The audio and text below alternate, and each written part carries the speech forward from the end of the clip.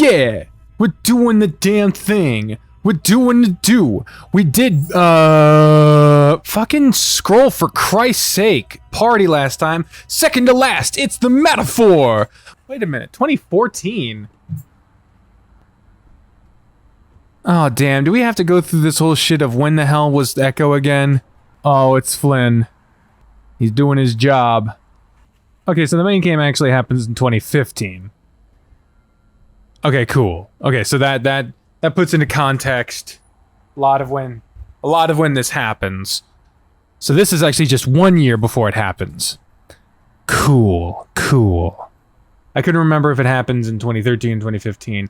I remember there being a whole shit show in my main series, like, oh, when the fuck? But whatever. Scales glistening with perspiration seen through his open button-down shirt. Flynn hefts some boxes down the roller conveyor. Is this third person, or is this about Flynn? Or is someone observing Flynn?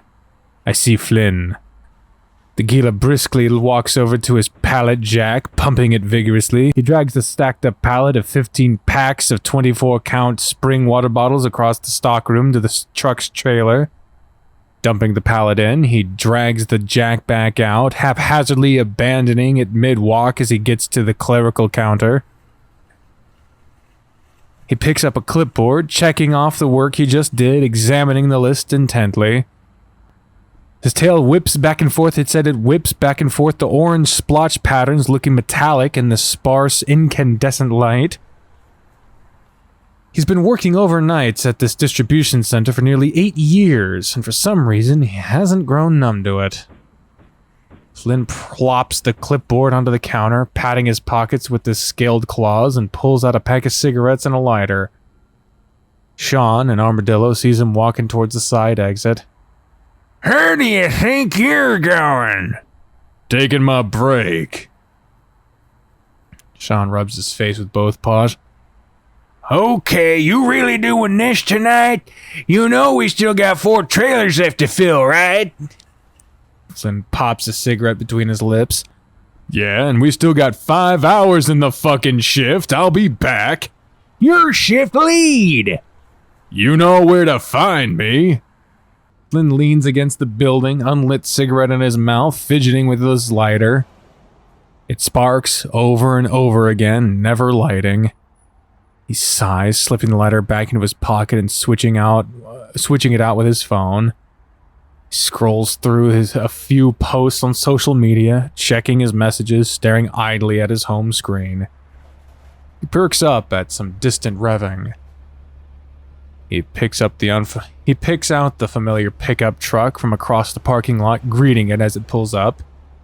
About time. Are you too busy fapping at the moon? You like that. You're just lucky I happen to be up. Otherwise, you'd have no one to talk shit to. Flynn chuckles. So these two are getting along a little bit? Maybe. Leo nods his head toward the Gila's snout. Thought you don't smoke anymore. Flynn takes the cigarette out of his mouth. Oh, yeah, I don't. So what, you just like chewing on them? Flynn clears his throat. Yeah, actually. Alright, man, it's great if you quit, but you know I don't care what you do, right? No, Let's out of breath. I'm serious, I quit. I don't light 'em. It's like you keep the thing that kills you between your teeth or whatever. It's from a movie. That's really fucking cheesy, man. Flynn pockets the cigarette and shrugs. Yeah, I don't know. I guess I just liked it. Leo rolls his eyes, letting out a sighing laugh. He puts his paws behind his head and leans back against the building next to Flynn, looking up at the full moon. Man, seeing these two in the frame together is a little odd, honestly. It's a little odd.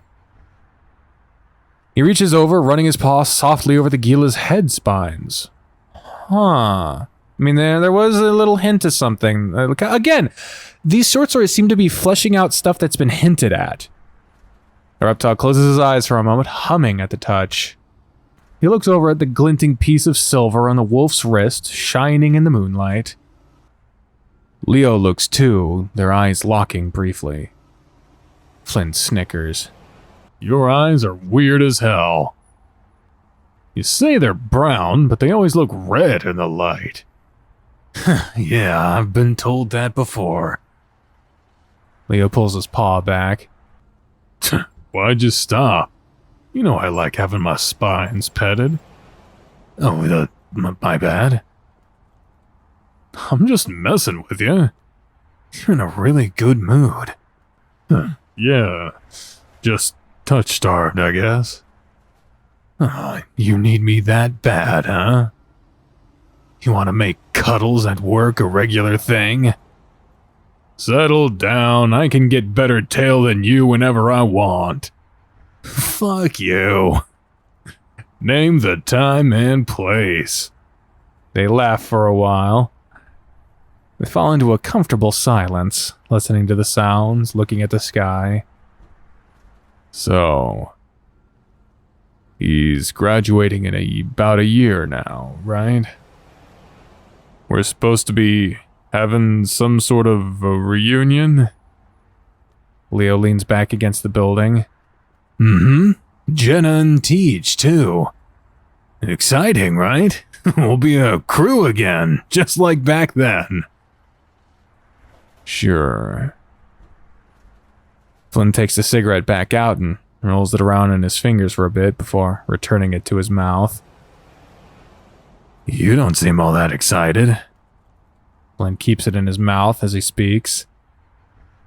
We've had separate lives for the past few years, Leo. And a lot has happened, too. Some of it, well, you know, some of it's fucked. Just don't be surprised if it's not the same. Leo sighs. Maybe. Either way, though, it'll be at least nice to see everyone again. For sure. Flynn takes the empty lighter back out. He strikes it once, twice, like the many times he has before when he was feeling nervous or just needed something to do with his hands.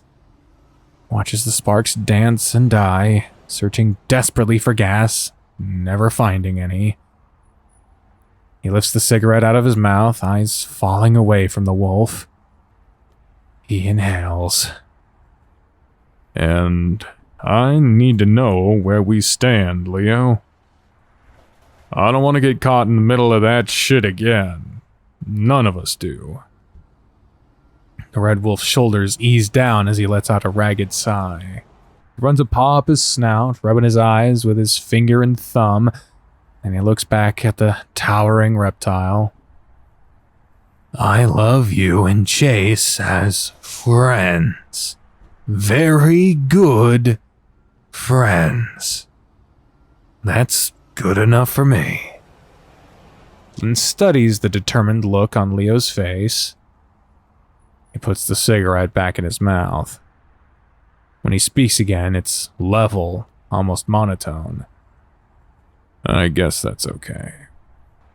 If that's all you want. What do you mean? Flynn shrugs. Nothing. Ooh. Damn!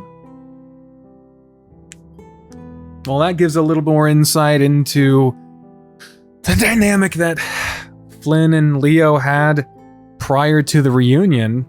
It really does. Shit, man. Because there was, in Benefits, we saw a bit of the dynamic between Flynn and Carl. You know, they had a little bit of a casual, a little bit of something going on there. But we also now see that, you know, it was a little hinted at before with Flynn and Leo, but never this explicitly stated. And so we see a bit more of that now too. So this one was a bit shorter than all the other ones, but I still want to keep them all separate because we don't know how long the last one's going to be. So this was the second to last, the metaphor. I don't know why it was called metaphor. I guess because of the metaphor that Flynn used. I don't know. He's also the only one so far that didn't have a first-person perspective. Odd.